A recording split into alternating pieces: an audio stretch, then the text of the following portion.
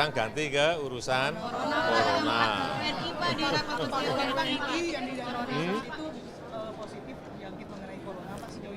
Iya, jadi sampai saat ini saya telah menerima info bahwa ada 4 yang terkena dan positif kena virus corona di kapal pesiar Diamond Princess yang ada di Jepang. Dan itu sudah dibawa juga ke rumah sakit yang ada di Jepang.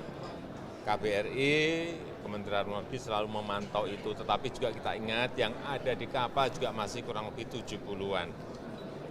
Ini yang terus dikomunikasikan oleh Kementerian Luar Negeri baik dengan perusahaan, artinya pemilik kapal Diamond, maupun juga kepada pemerintah di Jepang.